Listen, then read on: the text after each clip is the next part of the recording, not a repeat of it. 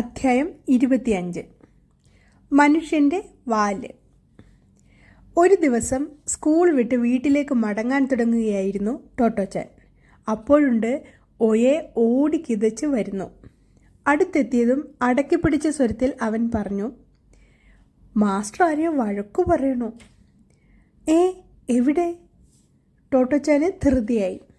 അത്തരമൊരു സംഭവത്തെക്കുറിച്ച് അവൾ മുമ്പ് കേട്ടിട്ടുണ്ടായിരുന്നില്ല. മാസ്റ്റർക്ക് ദേഷ്യം വരിക? ടോട്ടോച്ചാൻ അമ്പരന്നു പോയി. ഒയയുടെ മുഖത്തും അമ്പരപ്പ് ദൃശ്യമായിരുന്നു. അവൻ്റെ ഓടിക്കിതച്ചുള്ള ആ വരവ് തന്നെയും പതിവുള്ളതല്ല. അടുക്കളയിൽ ഭംഗിയുള്ള കണ്ണുകൾ മലർക്കെ തുറന്ന് ഒയെ പറഞ്ഞു, ഉവ്വോ, വാ പോയി നോക്കാം. അവൾ ഒയയുടെ കയ്യിൽ പിടിച്ച് വലിച്ച് മാസ്റ്ററുടെ വീട് ലക്ഷ്യമാക്കി ഓടി. അസംബ്ലി ഹാളിനോട് ചേർന്നാണ് മാസ്റ്ററുടെ വീട്. സ്കൂൾ മൈതാനത്തിലേക്ക് തുറക്കുന്ന പിൻവശത്തെ വാതിലിനടുത്തായി വരും അടുക്കള.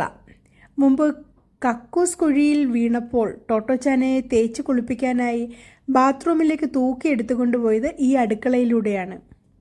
ഊണിന് അധികമായി വിതരണം ചെയ്യേണ്ട കടലിൽ നിന്നും മലകളിൽ നിന്നുമുള്ള വിഭവങ്ങൾ പതിവായി തയ്യാറാക്കപ്പെടുന്നതും മാസ്റ്ററുടെ അടുക്കളപ്പുരയിൽ തന്നെ. കാൽവിരലുകൾ മാത്രം നിലത്തൂന്നി ഇരുവരും അടുക്കളയുടെ ഭാഗത്തേക്ക് പമ്മി നീങ്ങുകയായിരുന്നു. തകഹാഷിയോട് അവനൊരു വാലുണ്ടോയെന്ന് തിരക്കുക.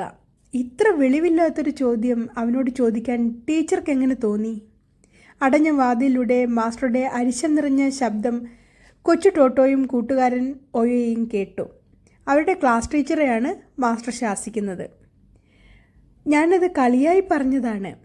ടീച്ചറുടെ കുറ്റബോധം നിറഞ്ഞ ശബ്ദം ഉയർന്നു കേട്ടു. ആ ഒരു നിമിഷത്തിൽ വളരെ യാദൃച്ഛികമായിട്ടാണ് ഞാൻ അവനെ ശ്രദ്ധിച്ചത്. അവൻ്റെ ചുറുചുറുക്ക് കണ്ടപ്പോൾ പെട്ടെന്നൊരു തമാശ തോന്നി.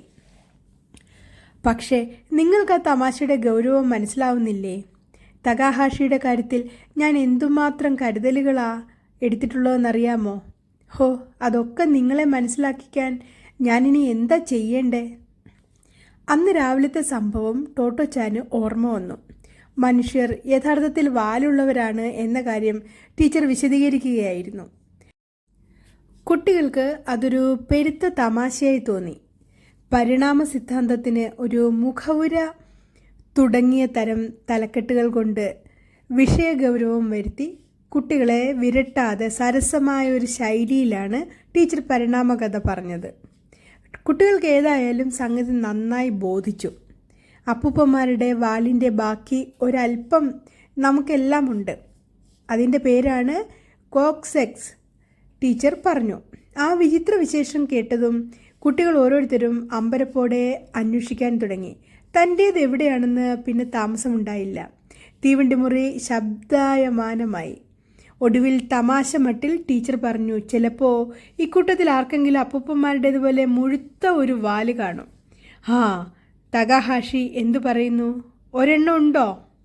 തകാഹാഷി ചാടി എണീറ്റ് ഉറച്ച നിഷേധഭാവത്തിൽ തലയാട്ടി. ഇല്ല, എനിക്ക് വാലില്ല, സുദൃഢമായ ശബ്ദത്തിൽ അവൻ പറഞ്ഞു. ടോട്ടോച്ചാൻ്റെ കാര്യം വ്യക്തമായി. രാവിലത്തെ സംഭവത്തെക്കുറിച്ചാണ് മാസ്റ്റർ സംസാരിക്കുന്നത്. ഇരുവരും വാതിലിനു പിന്നിൽ കാതോർത്ത് നിന്നു. വാലുണ്ടോ എന്നുള്ള ചോദ്യം തകാഹാഷിയെ വേദനിപ്പിച്ചേക്കുമെന്ന് നിങ്ങൾ ആലോചിക്കാത്തതെന്തേ? ഇപ്പോൾ അദ്ദേഹത്തിൻ്റെ ശബ്ദം കോപത്തേക്കാളേറെ ദുഃഖം കൊണ്ട് വിങ്ങിയിരുന്നു. ടീച്ചറുടെ മറുപടി കുട്ടികൾക്ക് കേൾക്കാൻ കഴിയുമായിരുന്നില്ല. വാലിൻ്റെ കാര്യത്തിൽ മാസ്റ്റർ ഇത്രയേറെ കോപിഷ്ഠനാകുന്നത് എന്തിനാണ്?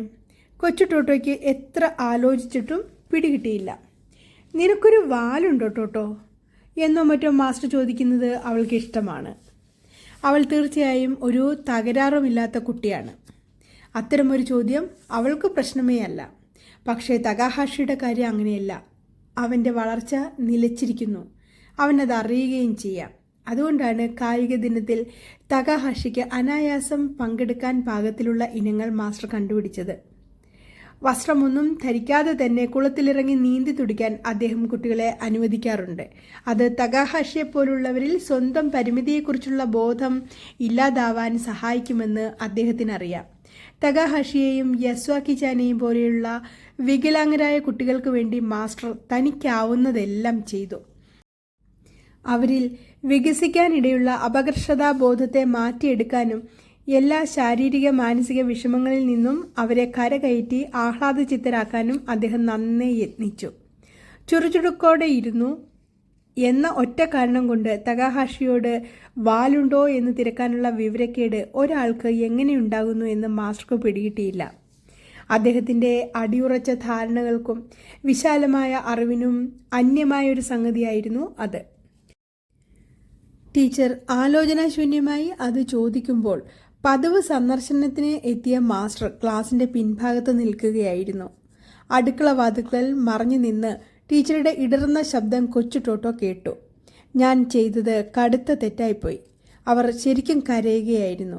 തകാഹാഷിയോട് ഞാൻ മാപ്പ് പറയട്ടെ മാസ്റ്റർ. മാസ്റ്റർ ഒന്നും പറഞ്ഞില്ല.